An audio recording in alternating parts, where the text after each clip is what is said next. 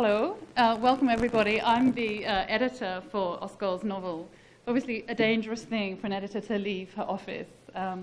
12 months ago I met Askold for coffee at the Harvard Bookstore Cafe to talk about some of his stories. And 12 months and a novel later, this is what's happened. Askold's going to read to you, and as a taster, to entice you to come and buy the book afterwards. But before he reads, we're very, very grateful to have Seamus, who's going to do a proper introduction, and it's Seamus's birthday tomorrow, so and he forfeited a celebration to come and be with us, so we're very grateful to you, Seamus. Thank you.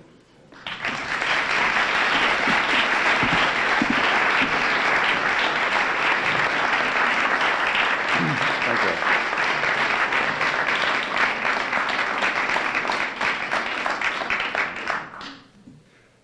John McGahern, an Irish novelist, once, or I should say the Irish novelist,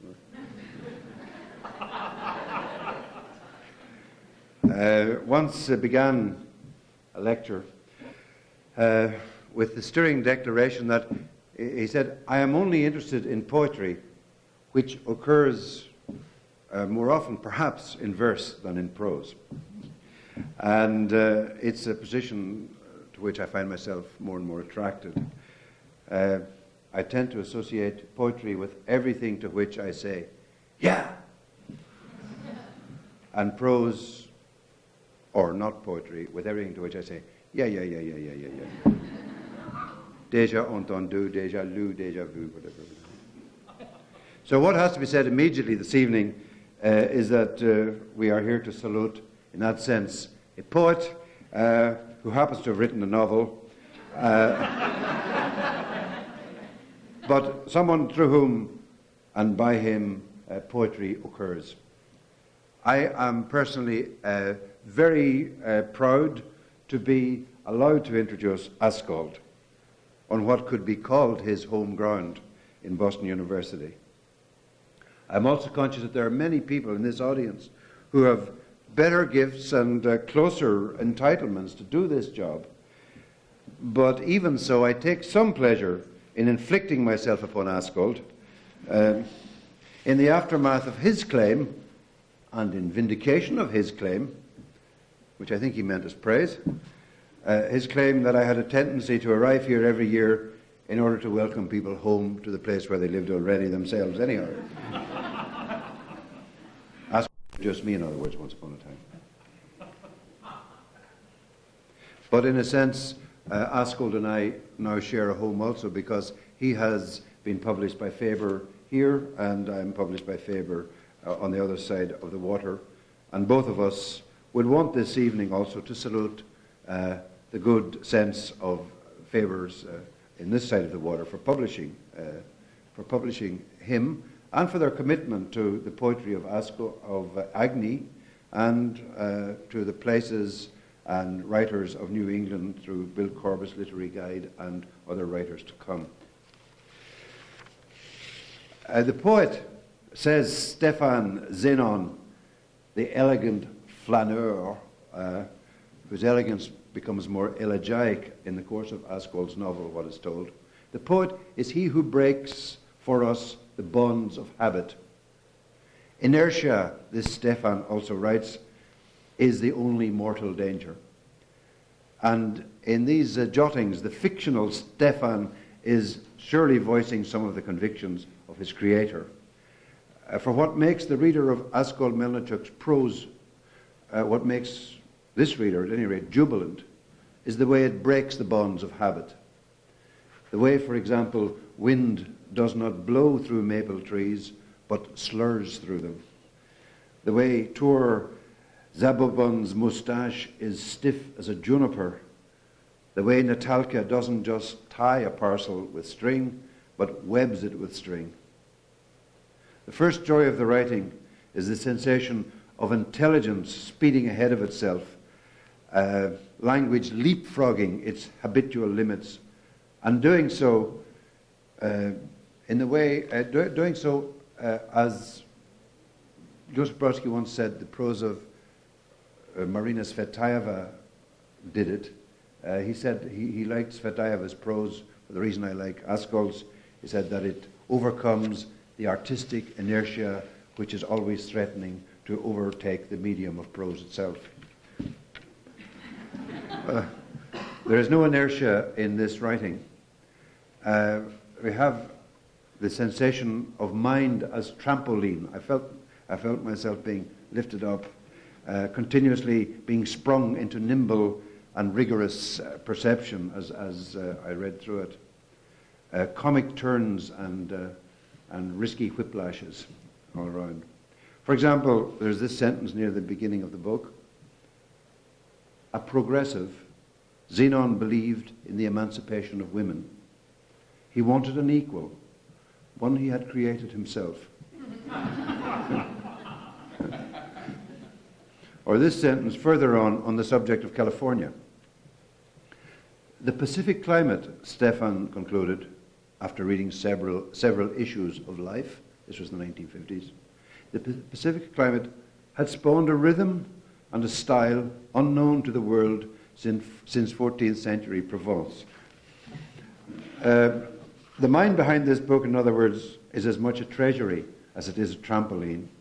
And one of the joys of reading it is to encounter the spontaneous imaginative overflow, which is actually the transformation and the lyric delivery of a mind that has thought long and deeply. The story that the novel tells is of endurance and survival. The contents of the story are heartbreaking, but they're also hilarious. But the story is also a fable, and it makes fabulous all over again what has been told, as the title is already. What's to be cherished about this is not just Askold's access to and respect for the spiritual riches and poetic foundation of an almost previous life, the life of a previous language, a previous history, a previous mythology, a previous Ukraine. This in itself, to render that, is a matter for praise. He makes credible and contemporary the intuitions and the loyalties of an older world. But I think what is especially admirable is that this rendering of the first circle of a domestic, intimate, and beloved world is set accurately and merrily within a larger multicultural international horizon. Askold Melnyczuk writes a 20th century novel where the characters are as much psychological indigenes of the medieval Ukraine as they are ingenues in the 1950s New Jersey. I think it is a great novel of unresentful sorrow and of half-refuted loss. It's about the generosity of language itself, the way its avenues and its opportunities open from the land of the dead to the land of the living, open from the past to the future, open from the sylvan intuitions of the legendary King Tur, who was the cousin of the trees in medieval Ukraine, from that to the Joycean transports of the adolescent boy at the end of the book called Bo, who loves the English language because, quote, the new words have a taste and the old ones don't. They make the house better. A chair has a cushion, but a krishko is hard wood. With Tur at the beginning and Bo at the end, I'm inclined to salute a turbo-propelled novel. But Askold deserves something like that. Where are you? But I'll content myself with saluting again the poetry of it, which, as Keats says, surprises by a fine excess, and which is, poetry is, and this novel is, what Hugh McDermott said poetry is, human existence come to life. We, his friends and readers, rejoice in the publication of the book, genuinely rejoice in it. And we welcome you to your own ground, Askold. Valiant intellectual, absolutely. Exuberant, courageous editor, cherished friend, breaker of the bonds of habit, noticer of 3 wheelbarrows, 3 red wheelbarrows in a New Jersey garden. The teller of what is told, Askold Melnyczuk.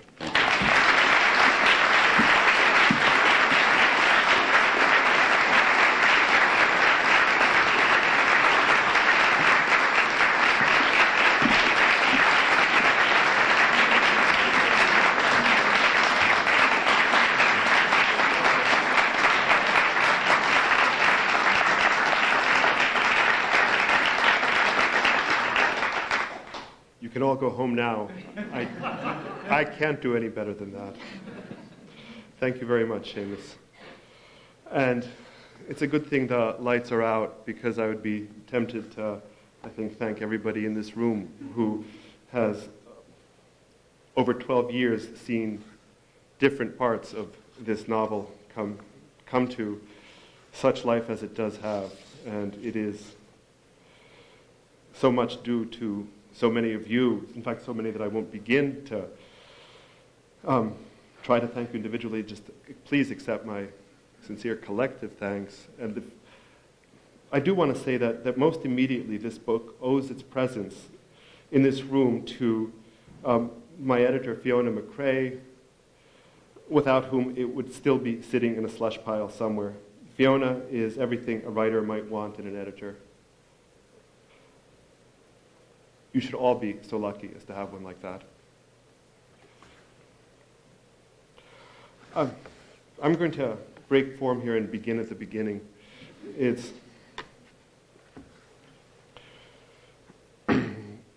then I'll skip a little bit. There is a mythic.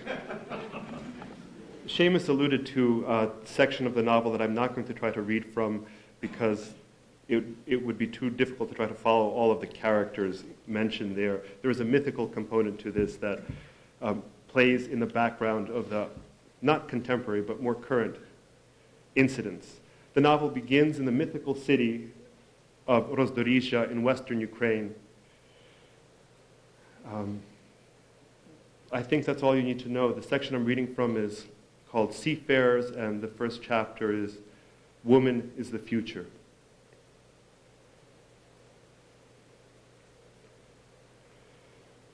In 1914, Zenon Zabobon, a professor of art history at the men's gymnasium in Rozdorozhye, refused a job as curator of the Scythian collection at the London Museum of Archaeology because, he explained in a letter to his younger brother Stefan, he was in love. Stefan replied, "Stupid to toss a career for a woman, mon frère." Stefan was a student at the university in Vienna, where, rumor claimed, he maintained a modest seraglio. Zenon did not listen. He adored the dark-eyed, opulent Natalka. Moreover, she needed his help.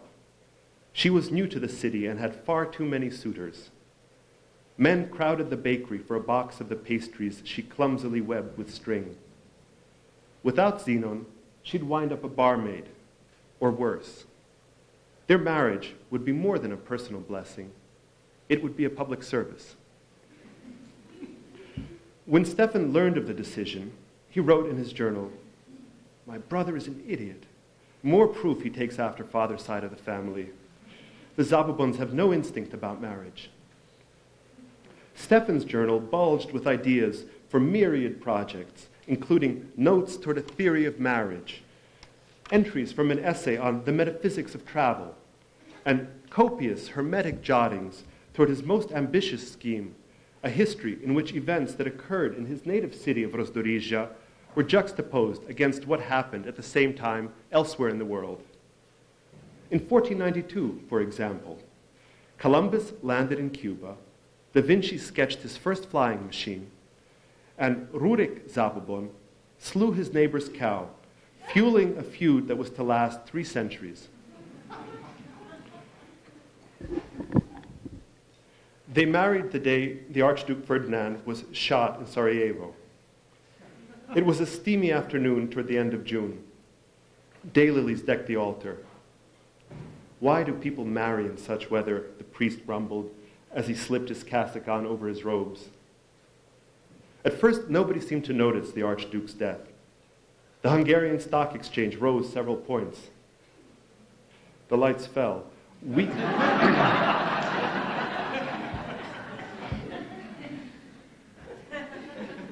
Weeks passed before the Austrians decided it was time to show Serbia what was what.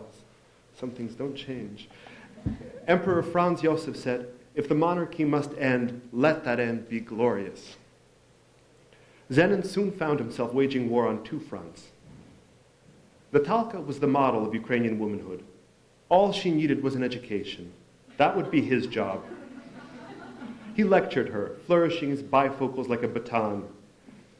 A progressive, Zenon believed in the emancipation of women. He wanted an equal, one he himself had created. Natalka didn't know what to expect from marriage. She knew only what she learned from watching her parents. The couple worked the fields for Polish landlords. All day they plowed, planted, scythed. At night, they screamed at each other.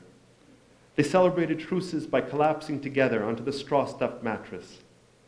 Their negotiations produced 12 boys and girls who slept doubled and tripled on pallets laid out on the floor of the one-room cottage. Natalka's mother controlled her brood with a remedy of poppy seeds boiled in milk. The formula was so effective that most of them drank several glasses a day for the rest of their lives. Even to her parents, Natalka seemed a changeling. She was beautiful, feckless, eccentric. She liked embracing sunflowers, planting her big mouth smack on their seeds. She was prone to wandering off by herself into the forest, where wild boar growled in the bushes, and where she listened so earnestly to the low whisper of wind in the pines that the trees wondered what she expected of them. Her mother scolded her frequently and had regular recourse to the pedagogical strap. Natalka neither felt the blows nor heard the lectures. It was as though she were intercepting the radio waves that had begun to flutter between the great cities of the world. A gypsy fortune-teller she visited noticed her long fingers and predicted she'd become a concert pianist, playing Vienna, Paris, London. And you will go to New York. Where is New York? The world beyond the village was all rumor. Only Uncle Yarko, who lived with the chickens, knew about it. Scattering feed, he babbled about cities where the sun never set, where rivers flowed inside houses so that people swam in their rooms and later drove down the streets in buckets with wheels. All this the girl, against her better judgment, believed. For the next 4 years, she hunted for a piano. Once, an accordionist and a blind bandurist, bandura is a Ukrainian stringed instrument, and the bandurists were sort of folk singers who moved from village to village reciting the stories of different villages, one to the other, sort of early version of radio. Once an accordionist and a blind bandurist stopped in the village. The tubercular accordionist let the girl run her fingers across the keys while he primed the instrument. The sound was unlike anything she'd ever heard. "It's like a piano," she offered. He laughed. He said it was as much like a piano as the bark of a dog was like the patter of an angel. But that was plenty for him, since he spent a lot more time with dogs than with angels. She fell in love with Zenon's voice first. His face was blurred by thick bifocals. He was a conservative dresser who favored blue suits with matching bow ties. Everywhere he went, he lugged an attaché case bursting with books and papers. She didn't care what was in them. But his voice, when he ordered pastries, was half growl and half chant. It reminded her of the forest. She cared less about what he said, his wild ideas and rants about the noble savage and the wisdom of the peasantry, or the importance of nationalism. Gnarling a string around his box of cookies, she listened, but not to his words.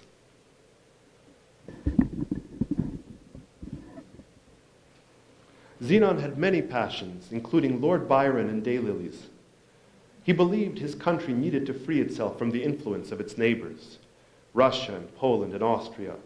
It needed to keep alive the purity of its native tongue.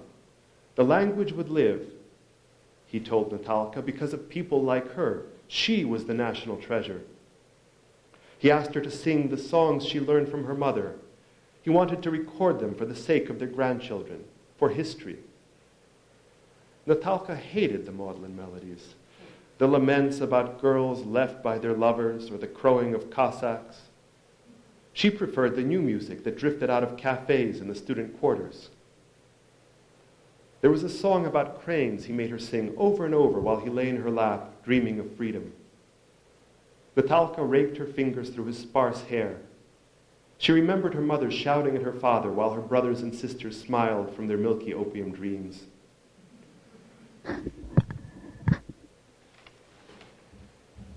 After their honeymoon, she moved into his apartment. The 4 rooms were high-ceilinged, with mahogany moldings and a large stove in the kitchen that heated the quarters through the long winters. Ihor, the idiot deaf-mute brother Zenon had nursed since her mother's death, lived with them. One morning, Natalka discovered Ihor playing with himself. She smacked him with a pillow. Ihor smiled. When she understood her husband expected her to take care of him, she screamed. She was not his maid. She had not come to the city to live the way her mother had lived. Who did he think she was? Why was he always trying to change her? She liked herself well enough without his books and theories, thank you. And if he didn't, well, he could leave. Or she would. Why was he constantly telling her what to think about God and motherhood and her country when she grasped these things perfectly well without him? Natalka's sphere of influence was bounded by the walls of the bedroom. There, Zenon suffered his worst defeats. On the other hand, Zenon thought to himself as he paced the late-night streets after an argument, she had many redeeming qualities. She was honest and pragmatic and knew how to handle the butcher. Jadwiga, his mother's old cook, respected her. His wife mocked his homilies about peasant life, but she made sure he had his veal and tomatoes and his clean shirts with starched collars. She sewed her own clothes. She was pretty, long-lashed, plump. So what if she cared nothing for the story of King Tur and the founding of Rozdorija? There follows a brief mythical section which we will skip and leap ahead to. This is taking place right before the Bolshevik Revolution. One day, Lenin was sighted in Zurich, the next in St. Petersburg. Gossip claimed the Romanovs were done for. Other rumors insisted they were stronger than ever. Austria verged on surrender. Then it was in command and promised Galicia independence. And in the fall of 1917, Austria and Germany performed a miracle. They resurrected Poland. Around the same time, Natalka learned she was pregnant, and Captain Zenon Zabobon of the Galician army was reported shot. He had been shot by the Poles, or the Russians. No one was certain. The Ukrainians seemed to switch alliances weekly. The man who informed Natalka arrived at the house at 2 a.m, wearing civilian clothes, a gray fedora pushed back on his head like a Cossack cap, his left hand in the pocket of a gray overcoat. He did not stay to comfort her. Frantic, Natalka consulted the 3 people in the city she still trusted. Everyone else she'd known had either left the country or been arrested. Her friends shrugged and squeezed her hand sympathetically. What could they do? They knew no more than she did about the several ongoing wars. Natalka developed a fever. Head throbbing, she took to her bed. She refused to rise even when Jadwiga, the cook, begged her to visit Dr. Hlib, who himself was too busy to attend to depressed ladies. It's only grief, he counseled the cook. She'll sleep it off. She slept. When she opened her eyes, she still did not feel awake. She began talking to herself. She cursed the Tsar. Lying there, a quilt edged with black crosses tucked under her neck, she swore revenge against the Serbian prince. She would kill every last archduke on earth. Who did these men think they were that she should lose a husband for their sakes? Natalka glared at Zenon's books. How had their wisdom helped anyone? Why had he wasted his life reading when they could not even stop a bullet? Wasn't he always shouting about miracles? The miracle of Italy, the miracle of France, the miracle of Germany, even the miracle of Russia? She forced herself out of bed and attacked the library with scissors. By day's end, the collection of a lifetime had been slipped into a pile of pale worms. Satisfied, she got back into bed. Months passed. Her belly swelled until it looked like she had swallowed the moon. In October, she had a change of heart. She moved through the apartment in a kind of trance, acknowledging to the objects around her that, even without her husband, she intended to live. Good, sang the chair. Good, echoed the curtains. Good, thought King Tur, the mythical figure you have not met, but have heard so much about. Founder of Rozdorija. We'll leap ahead a bit now to see what Zenon's profligate brother Stefan has been doing in Paris. Meanwhile, in Paris, Stefan, we may remember as the author of the book on the theory of marriage and so on. Stefan and Lida talked to the cook while she sliced sorrels and onions and split chicken breasts and melted butter and mixed it with breadcrumbs in saucepans the size of bathtubs. Lida even asked the cook to join them upstairs in a folie à trois, but the woman, a brunette from Normandy, stared back icily, and Lida never repeated the offer. While Zenon was busy getting himself shot, Stefan was acquiring wounds of a different sort. He had fallen in with Madame Matilda Poprovska and her daughter Lida. They were women of no modest means, and Stefan offered just the kind of diversion they wanted. This section is, in fact, in very short sections with a kind of pregnant pause in between. And imagine this has been a pregnant pause. Madame Poprovska and he played a game called Catherine the Great, which involved ropes and pulleys, a 12-inch candle, jot-uppers, a carefully aligned mirror, a riding crop, and whipped cream. Stefan had come to Paris a mud man of mud. Formless and eager, he hoped Baudelaire, Delacroix, and the City of Lights would help him find himself. Lida, Madame Poprovska's daughter, sat in his compartment on the train. The names are tough even for me. You can take them. Lida, Madame Poprovska's daughter, sat in his compartment on the train. Crossing the Alps, Saint Bernard, the man, not the dog, was said to have averted his eyes. This is true story. Saint Bernard crossing the Alps looked away. He did not wish to be distracted from his meditations. Stefan missed the mountains entirely because his were fixed on the gentle slopes and graded cheeks of Lida's face. Later, she walked off with his umbrella. When he chased her, she handed it back to him, scalding his wrist with her gloved finger. At the Gare de l'Est, he gaped at funnels of smoke pluming toward the open sky, the writhing scarves, walking sticks, muffs, top hats, and especially the pretty, whitewashed women. He had just left Austria without finishing his degree. He had burned his thesis on the dietary habits of the Desert Fathers before boarding the train. His interest in the mortifications of saints grew out of his stay in Vienna, where everyone was sex crazy. In that superior city, people appeared to riot over symphonies and oil paintings. You heard the stories. In reality, they fought over sex. The place burned with brilliant lunatics. Schiele, Kokoschka, Mahler, Krauss, Berg, Gerstel, Schoenberg. The last two were a pair. First, Gerstel screwed Schoenberg's wife.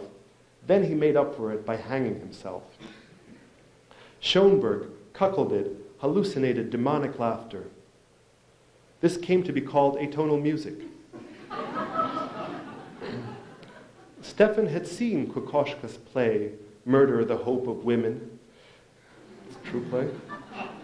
And it shook his simple soul.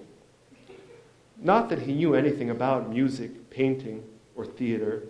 He hung out in cafes, smoking, brooding, theorizing, and was often in love. But you become on the outside what you yearn for from within. He was the stallion who needed breaking. She used the candle first. In 1933, a famine devoured the old country. True, too. The cream was an ointment. He lay naked on his back. She lathered him up. All the grain the villages produced was shipped to the cities. The farmers were left with nothing. He let himself be cuffed. Let her hoist him above her. He noticed her looking past him at herself in the ceiling mirror.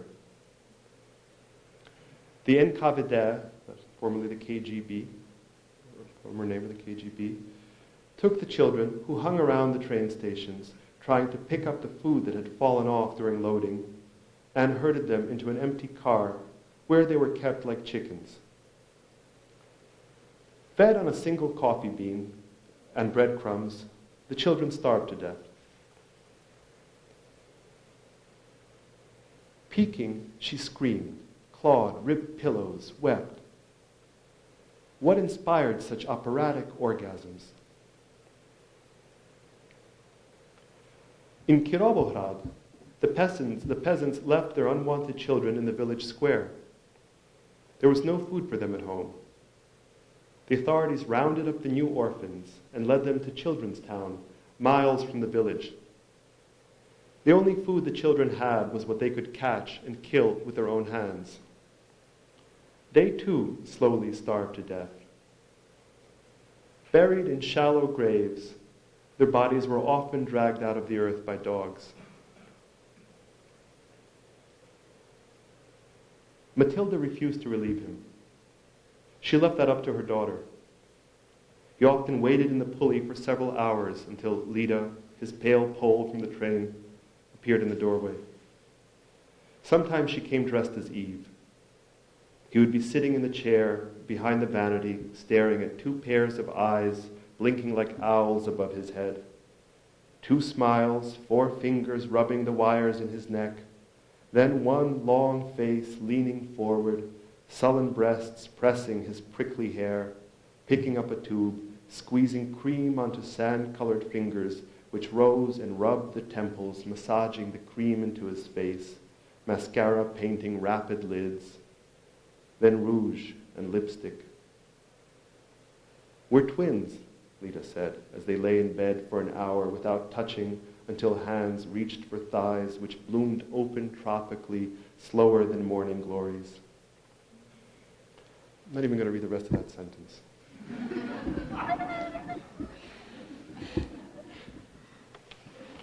Brodsky might hear of it. What would he say? Stefan always remembered the room. Chairs in patterned blue silk, mauve curtains, a rose oriental rug, chinoiserie slightly faded, a screen with a peacock painted over the white semi-transparent paper, a hint of Matilda's incense, and the strangest wallpaper, 3 panels repeated hundreds of times, retold the story of Eve and Adam. In the first, the couple slouch, holding hands, below the notorious tree. About as sexual as 2 badminton players at a nudist colony. The tree dominates. Its bark is silver, veined with rose. Its branches taper into wrists, capped with scowling human faces. More steamy sex. I'm not kidding. In his unfinished history of the world, Stefan wrote that all wars, beginning with the Battle of Troy, were about fucking. Not money, or territory, or munitions, or racial supremacy, or nationality. These were secondary causes. He thought of the Chaga tribe, who lived at the foot of the Himalayas, and who insisted that the First World War was the outcome of a family feud. It had been prophesied in their sacred books that if one brother killed another, the whole world would be dragged into the struggle. All attempts to fix the causes of war to economics or politics missed the point and were no different from the speculations of the Himalayan Chaga. No, it was clear to him that when men discovered the limitations of sexual communion, they became convinced they had failed at love After that, what was there left to lose? Maybe things had not always been like this. Maybe in previous ages, human ties had proven durable and sufficiently satisfying. Love, however, had simply not worked out for his generation. Well, in war, it's our generals we turn to for guidance. In peacetime, it's the genitals that rule. We skip ahead a few years now and we go back to Rozdorija and pick up Zenon, who it turns out was not killed, though he had been shot. When we last saw him, the Bolsheviks had been ruling the city. It is now under Nazi occupation. On returning from his misadventure, Zenon joined something called the Near-Death Society. It was a group of people who had had similar experiences, nearly died, and met once a month in a cafe. At one of these meetings of the Near-Death Society, he met Elizabeth Reichman, who was inconveniently the wife of the captain of the local contingent of Nazis. Let's see, what else do you need to know about this chapter? Zenon had also been hiding some Jewish friends of his at home. And we pick him up at the point where his affair is about to be discovered, and he's about to receive his just reward. The Captain Reichman has just seen him leaving their apartment, his apartment, where he's been with his wife. Unfortunately, Captain Reichman returned early and saw Zenon leave the apartment. The next day, he was arrested. At an informal hearing, Colonel Stiller, Captain Reichman's superior, a large-boned man with thick pink lips, whom Zenon beat regularly at Tarok, and who as a result respected this gifted intellectual, said, "I could have you shot. Not for what you've done to Reichman. He's not seriously injured. He'll survive. A little humiliation is healthy for an ambitious young man. Makes him a realist. Yes, I know why he had you arrested. Moreover, I know Frau Reichman. If anyone's to blame, it's nature. It's the Jews in the pantry that trouble me." The direct line, a surprise. Zenon groped in his pocket for his pipe. Not there, impossible. He'd never forgotten it before. Bad sign. You've known about them all along, as indeed they had. We hoped their stay was temporary, and that you'd be discreet. Instead, singing nightly, Yiddish songs. Craziness. Zenon studied the boiled egg on the colonel's desk. Was it late breakfast, early lunch? They wanted something from him. They could have arrested him any time. The egg sat unshelled and ungarnished in a plain wooden cup. His left hand plucked at an earlobe.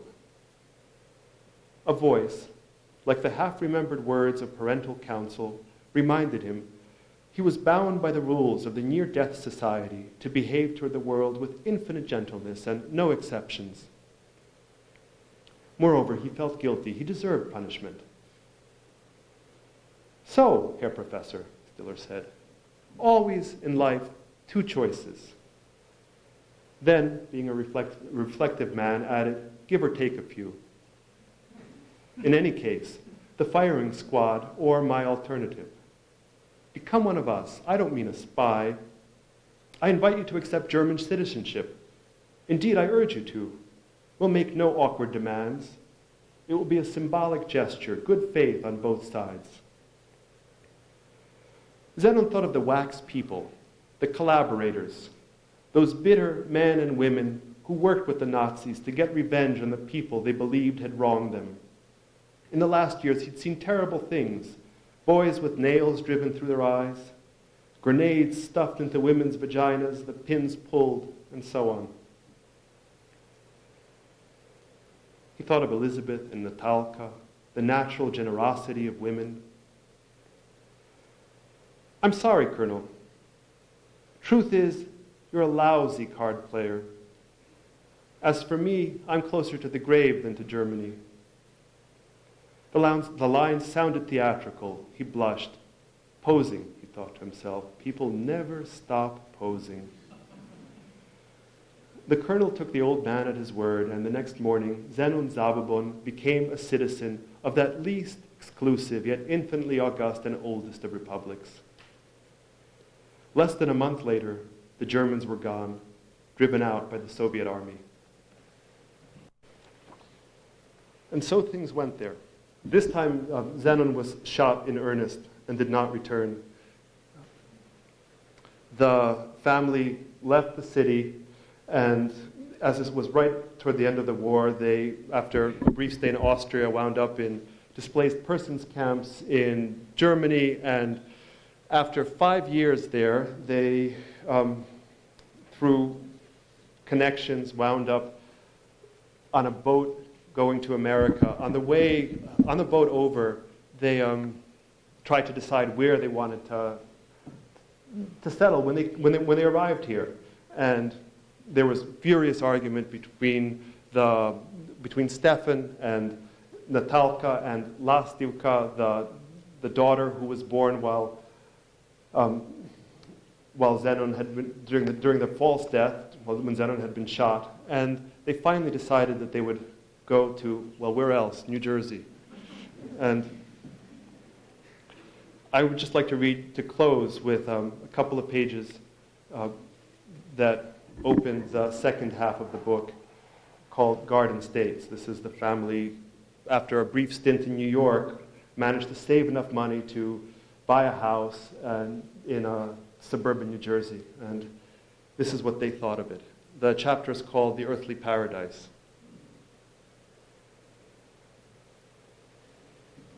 New Jersey was heaven. I mean, clearly nobody's ever been there, if that's a response. Starting across the river from New York in Hackensack and trailing down to Bayonne and Jersey City, then banding the center to Camden, bordering on Philadelphia, it was a factory without walls, webbed with conveyor belts passing for highways, down which raced the millions of parts needed to keep America running. A third of the country lived there. New Jersey took Earth's raw materials and turned them into products. It was the cradle of consumerism. It gave the world paint, beer, petrochemicals, and endless lines of free verse poets. All profited. Cows on Argentine ranches chewed laxatives from Rahway, while their owners swilled buds in Madrid, and the future president of Czechoslovakia drank in the chance of the scatological profit from Newark. The garbage heaped high and flowered. The garden state, along highways, in towns, even the new shopping centers sported gardens. Hyssop, dandelions, hollyhocks. Near factories, in cities Engels would have recognized, mullein and pokeweed and bloom from the sidewalk. And could enough ever be said about the suburbs?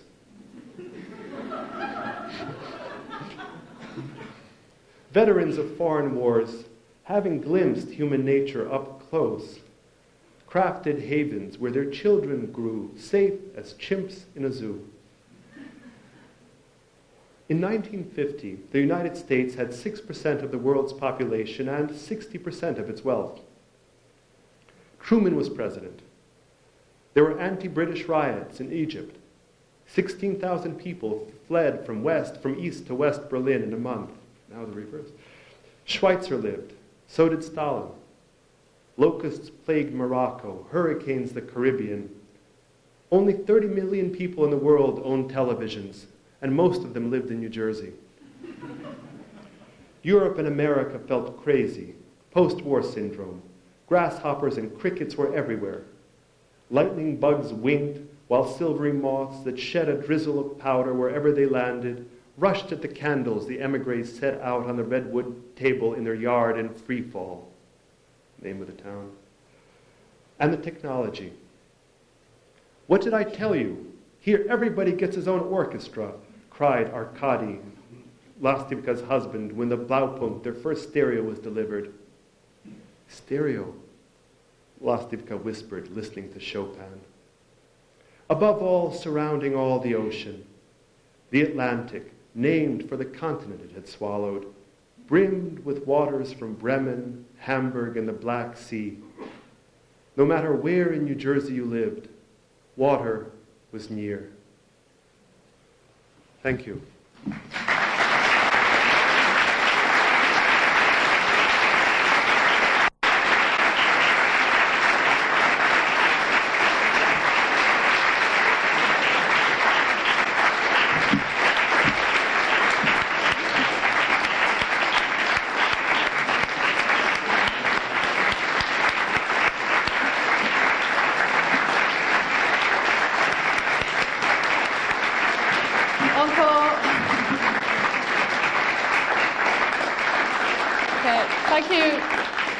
Thank you, everybody. Thank you, Askold. Thank you, Seamus. And please come with us to a party in the other room. And Faber's thanks very much to Boston University and everyone at Agni for hosting this wonderful evening. Thank you. Hooray.